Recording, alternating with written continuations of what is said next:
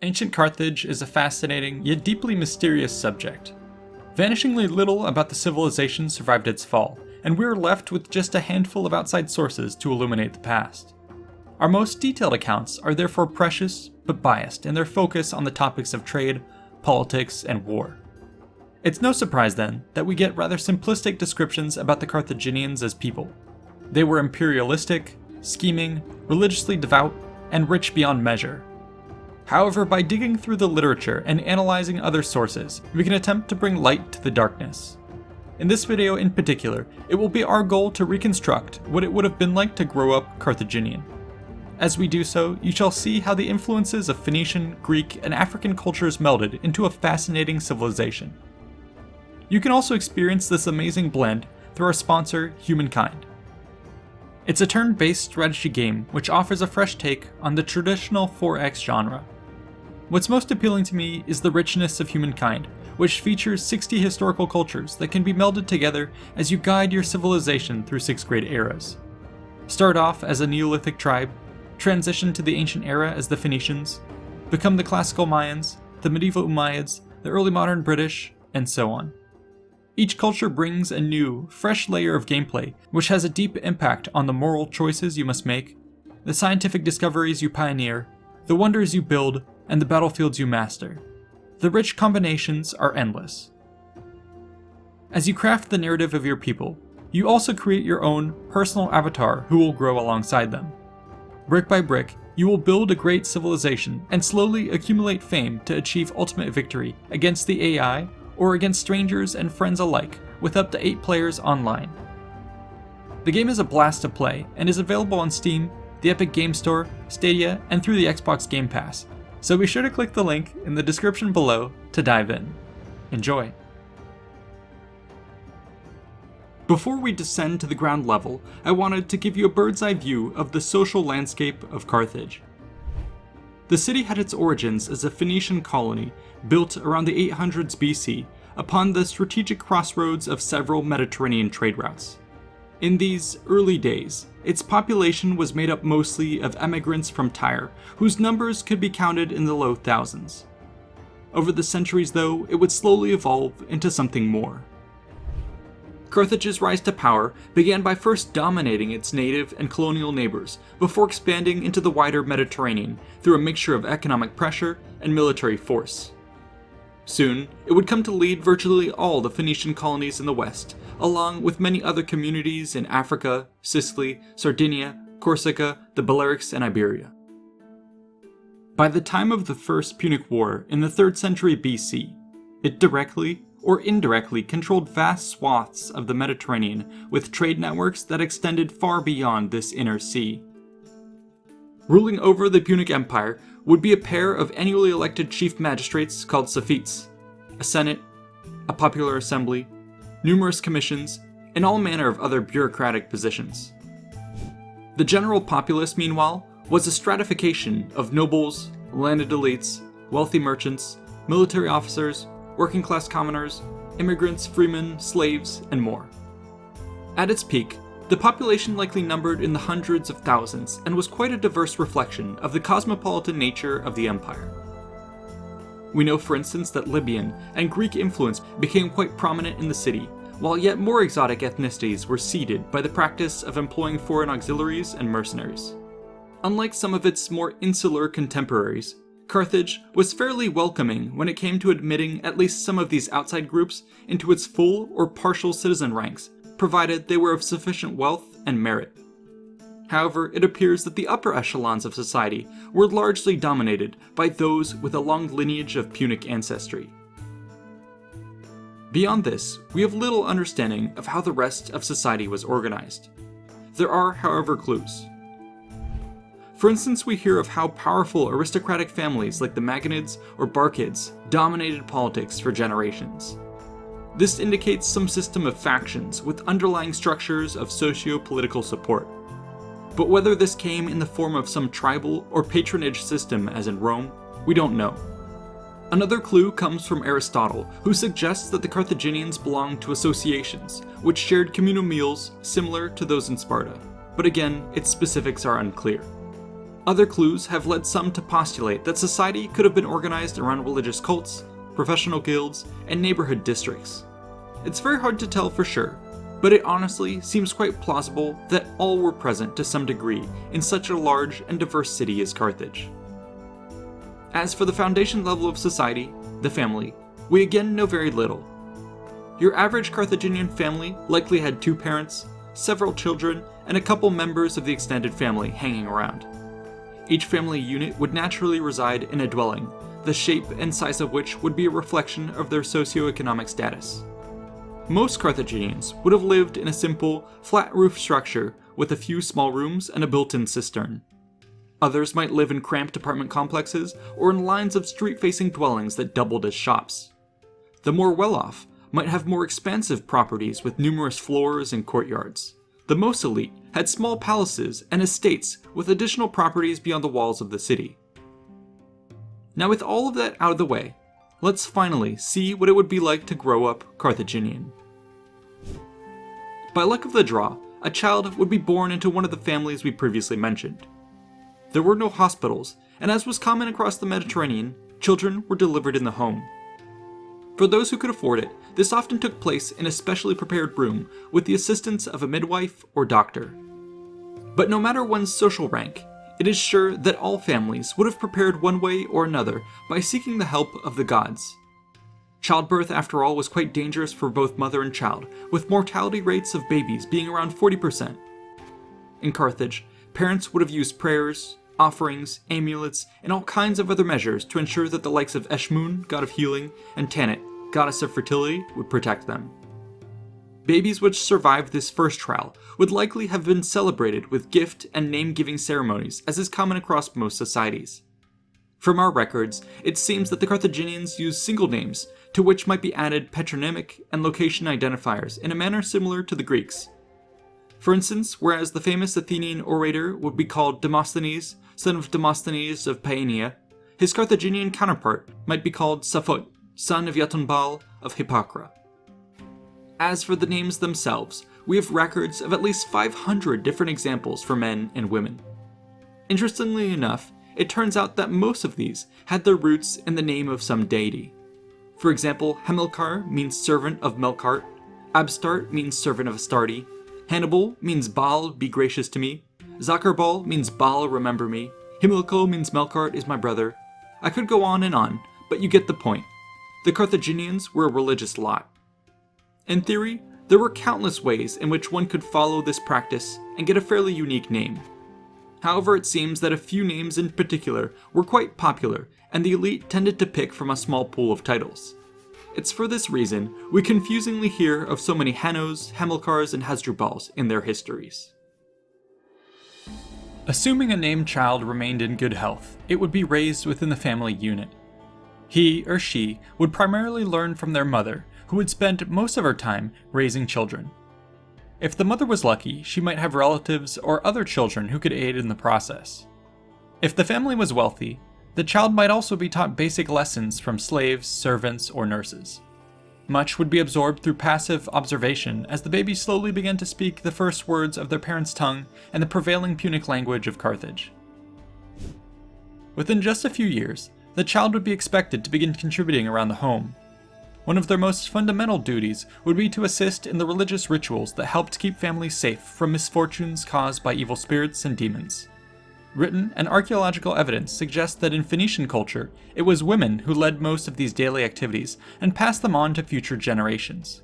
This involved making offerings, reciting prayers, and preparing special remedies to promote good health. In addition, young children would also help perform various chores. They prepared food, fetched water, washed clothes, swept rooms, and assisted in whatever ways were demanded of them. Soon, these tasks would become more specialized. Boys, for instance, began to take up the trades of their fathers, or might be sent to learn from a skilled family member or friend. Growing up in a bustling port city ensured that many learned to produce goods that could be sold or traded at the market, and often made trips to the shore to catch fish, which could feed their family. It would be up to the father when they were deemed old enough to begin taking on more hazardous tasks.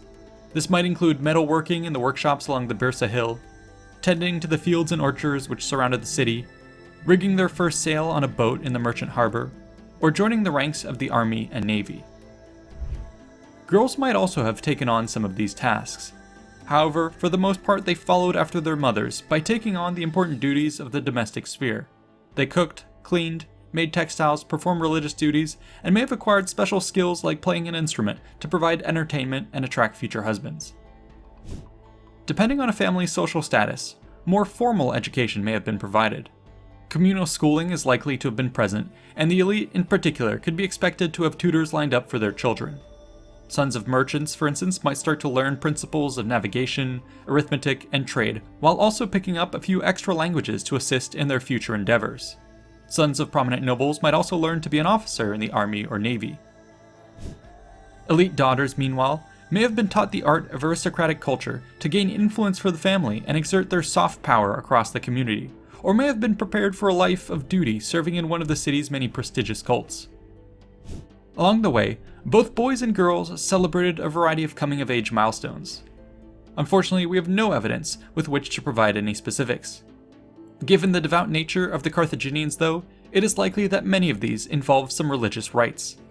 Birthdays were surely important, and one's transition from adolescence to adulthood would have been a major celebration.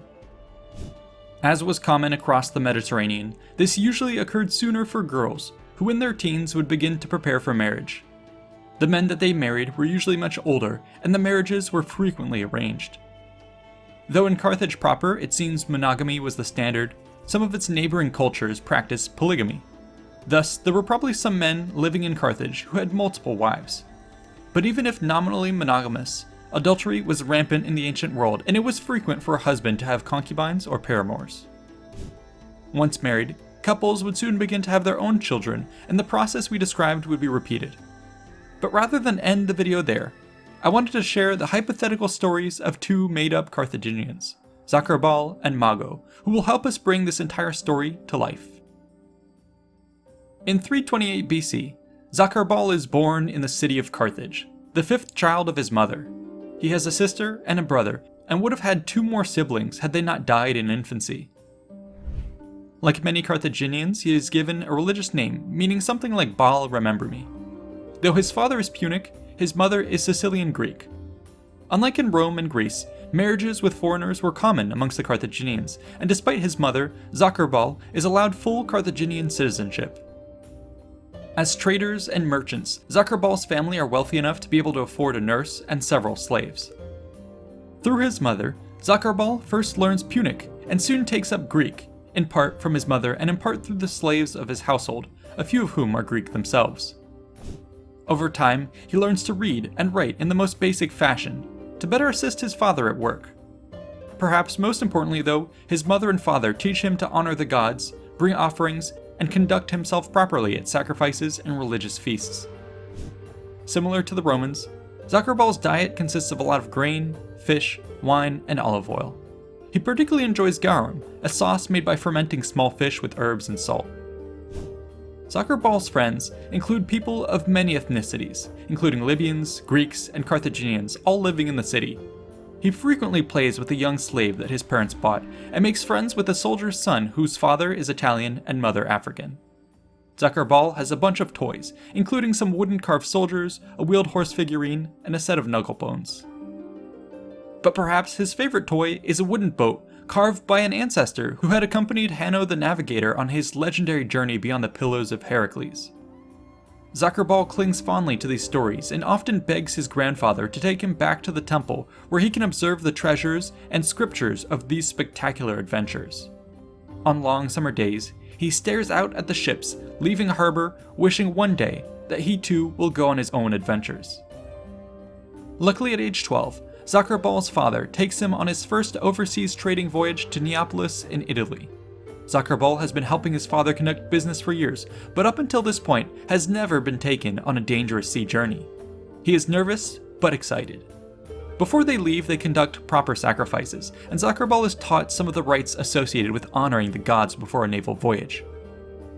When they reach their destination of Neapolis, they stay in the Punic quarter of the city, where they share a meal with another group of traders from the Carthaginian city of Utica. He overhears many fascinating stories and begins to daydream once again. However, he snaps back to attention when the tone in the room has shifted. His father is now talking about the possibility of war coming to Sicily. Zacherbal tries to speak up and ask questions, but is given a swat on the hand to silence him. They speak of this no further. In the morning, Zacherbal helps his father and shipmates unload their goods for sale in the market. They carry many items, including ivory and fish, but also trinkets and jewelry. The amount of money exchanged is staggering to Zacherbal, but the next day, his father exchanges most of their profits in the marketplace again for shipments of Greek pottery and wine. Zacherbal is confused, but his father intends to teach him that these will fetch a much better price in Carthage. With that, they board their ship and return back home. 5 years later, war breaks out in Sicily between Carthage and the Syracusan tyrant Agathocles. Zacherbal hears that name spat in the streets, but for the most part, life continues as usual in the city. Every once in a while, Zacherbal notices soldiers and mercenaries stopping in the city. They tell so many stories that a part of him wishes to drop everything and join them on their adventures. When his father catches wind of these fantasies, they are laughed off. However, in 310 BC, when Zacherbal is 18, things change drastically. Zacherbal hears that Agathocles of Syracuse has actually landed with an army in Africa. Panic washes over the city. A few riots and protests break out, and the city decides to draft the Carthaginian citizenry into the army for the first time in hundreds of years. Zacherbal is one of those drafted. He is terrified, but hides it well. Perhaps this will finally be the great adventure he has long been waiting for.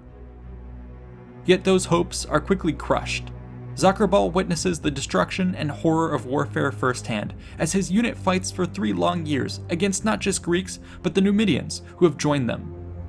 In the faces of these enemies he is forced to slay, he sees only his childhood friends. By the time the war ends in 307 BC, Zacherbal is a changed man. He returns to the embrace of his parents, but feels numb. Only the sight of his small boat rekindles some of the youthful hope he once had before the war.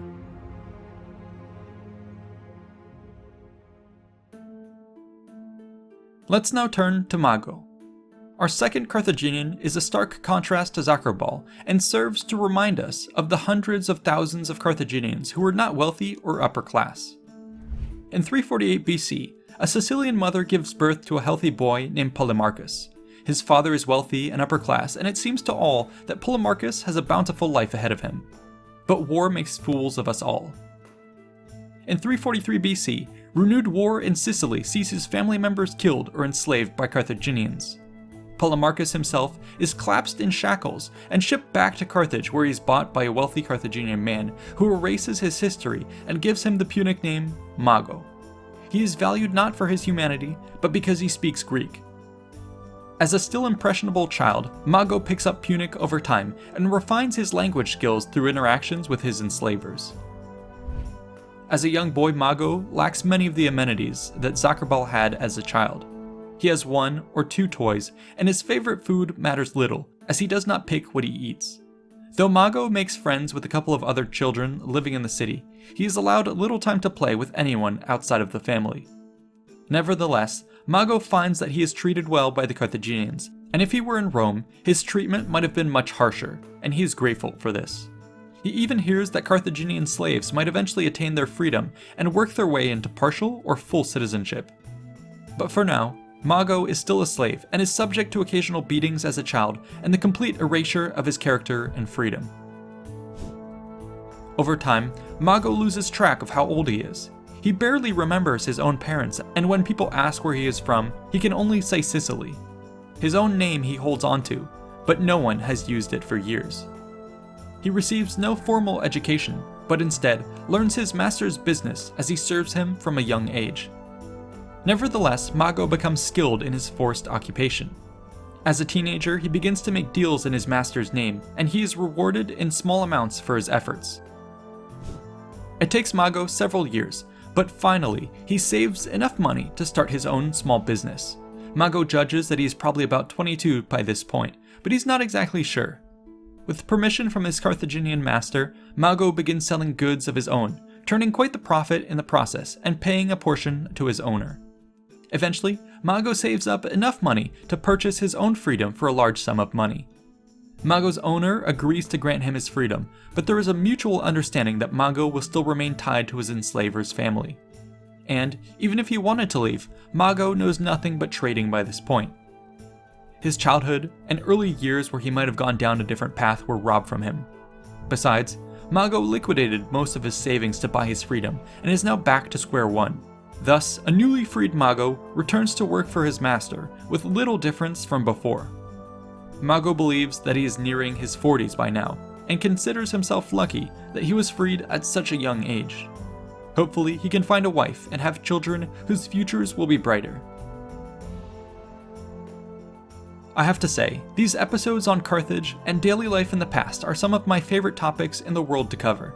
They are great reminders of the very real, lived experience of our history that so often gets overlooked by traditional education and even our own ancient sources who care little for the lives of your average everyday commoner. Let me know what other topics you would like to see covered next. A huge thanks to the patrons for funding the channel, and to the researchers, writers, and artists who made this episode possible.